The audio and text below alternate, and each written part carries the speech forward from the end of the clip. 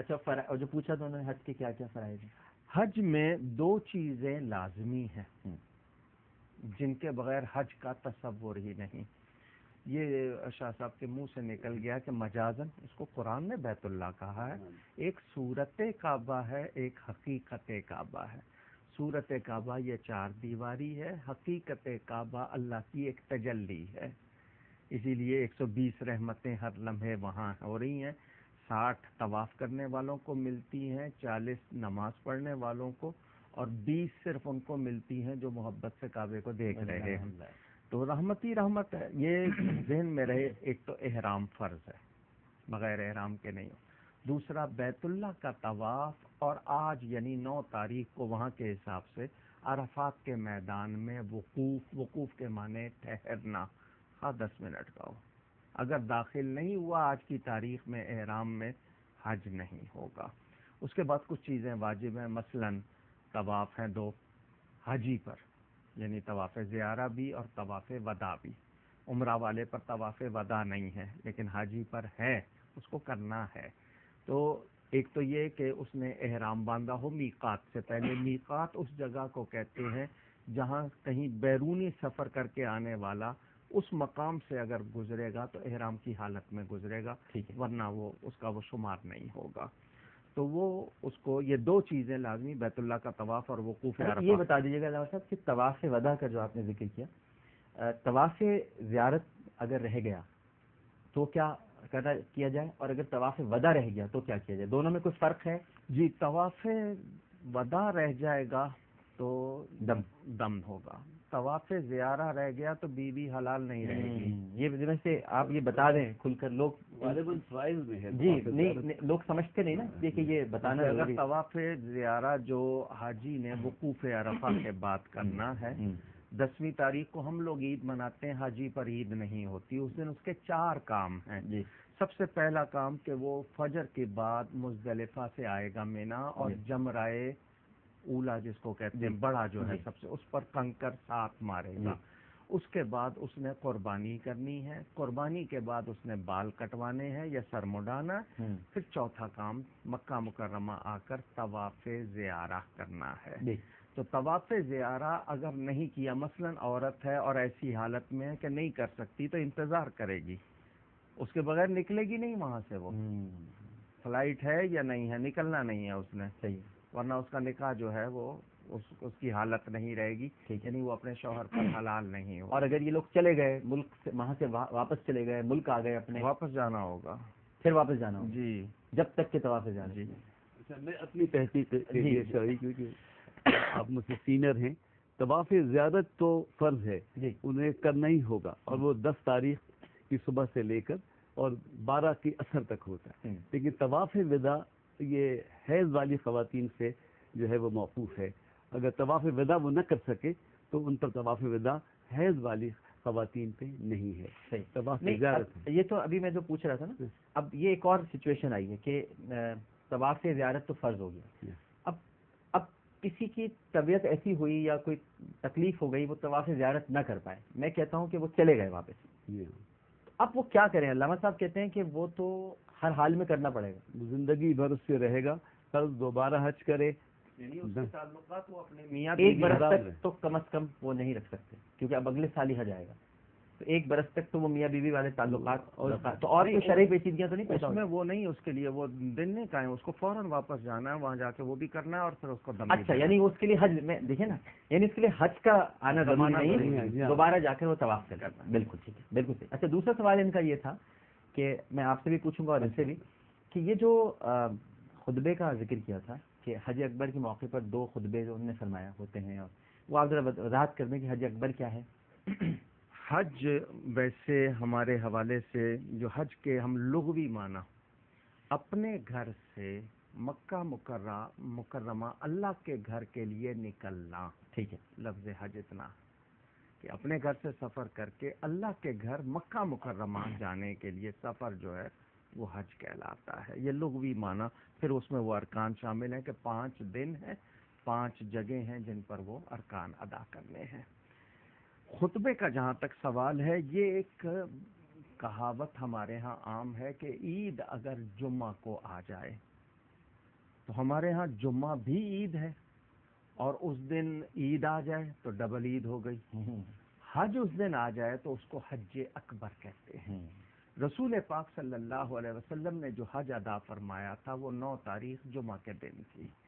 اس وجہ سے بھی، اور پھر سورہ توبہ میں یوم حج اکبر کا لفظ ذکر ہے. تو کچھ لوگ حج اکبر کی اصطلاح کو نہیں مانتے، شاید ان کا حج ہوتا ہی نہیں تو اکبر کہاں سے ہوگا. تو حج اکبر سے مراد عام طور پر یہ کہ جمعہ کے دن اگر 9 تاریخ آ گئی تو حج اکبر ہے، کیونکہ 2 چیزیں سعادتیں جمع ہو گئیں.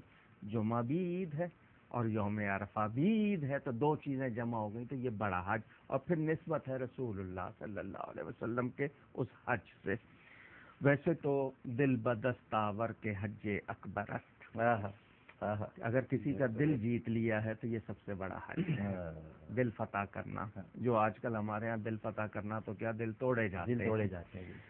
اچھا، یہ جو کہاوت ہے کہ عید آ گئی جمعہ کے دن تو وہ حکومت پر یا بادشاہ پر بھاری، یہ شرعی مسئلہ نہیں ہے، لیکن یہ مسئلہ تھا اور اب بھی کسی صورت ہے. کیوں؟ یہ بتائیں. بادشاہ کو خود نماز پڑھانی ہوتی تھی. آج کل کے دور کا حوالہ نہیں تھا کہ سال میں ایک بار نماز پڑھیں تو اخبار میں فوٹو آ جائے. وہ والا معاملہ نہیں تھا، کیونکہ ایک ہی بار پڑھتے ہیں تو فوٹو آ جاتی ہے. وہ خود پڑھاتا تھا. تو ہوتا یہ تھا کہ بادشاہ کو عوام کے سامنے جواب دہ ہونا پڑتا تھا، اور مال کی شکایتیں بھی ہوتی تھیں. تو وہ 2 مرتبہ چونکہ عوام کے سامنے پیش ہوتا تھا تو اس پر وہ بھاری ہوتا تھا کہ 2 مرتبہ وہ جواب دہ ہے عوام کے سامنے. اس وجہ سے کہتے تھے کہ اس پہ یہ بھاری ہے. اچھا، اب کس لحاظ سے؟ اب تو بادشاہ نماز نہیں پڑھاتا تو اب 2 مرتبہ اس کے لیے جو دعا ہو رہی ہے، تب تو بادشاہ بھاری ہے. لیکن 2 مرتبہ جو دعا ہو رہی ہے اس کے خلاف، جس کو ہمارے ہاں زبان میں بد دعا کہتے ہیں، یا لوگ اس سے نجات کی دعا کر رہے ہیں، تو بھاری تو ہوئی نا اس پر. اب اس لحاظ سے ہے، وہ انتظامی شرعی مسئلہ نہیں ہے کہ حکومت گر جائے گی یا یہ ایسی کوئی بات نہیں، لیکن یہ تھا کہ وہ 2 مرتبہ عوام کی عدالت میں پیش ہوتا تھا، اس لیے کہا جاتا. 2 خطبے ہیں. حضرت حقیقت یہ ہے کہ فضیلت سے مل جائے تو اس میں نقص کہاں سے ہوگا. اور 3 دن ہیں جن کا ذکر ہے، ایک شاہد ہے، ایک مشہود ہے، ایک موعود ہے.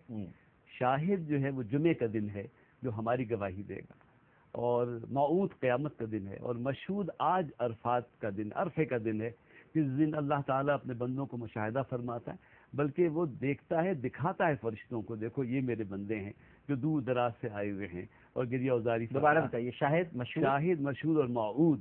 تو موعود تو وعدے کا دن، قیامت کا دن ہے. شاہد جمعے کا دن ہے جو ہماری اعمال کی گواہی اللہ کی بارگاہ میں پیش کرے گا.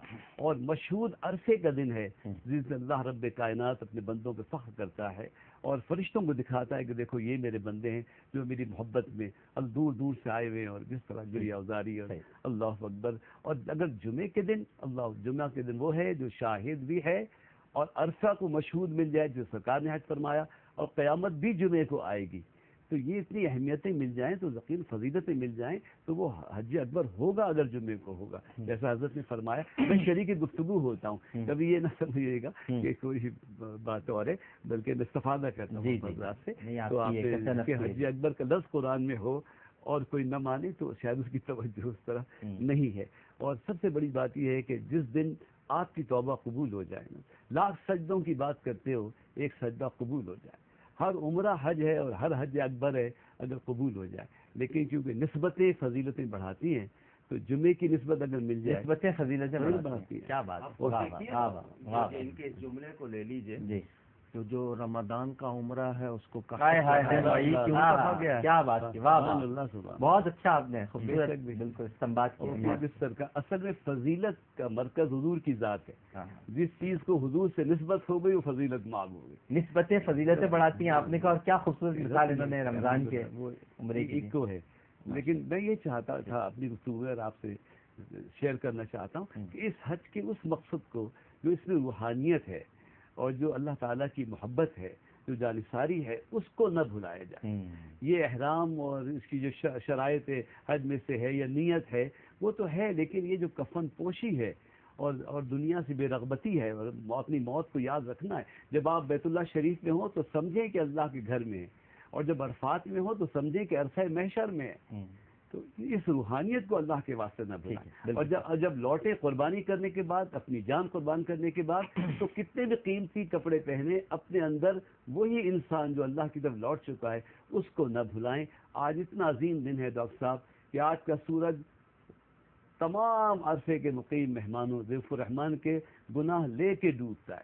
ٹھیک ہے، بالکل صحیح. 10 سیکنڈ میں ایک جواب دے دیجیے کیونکہ مغرب کی اذان کا وقت ہو رہا ہے، روزے داروں کو روزہ بھی افطار کرنا ہے.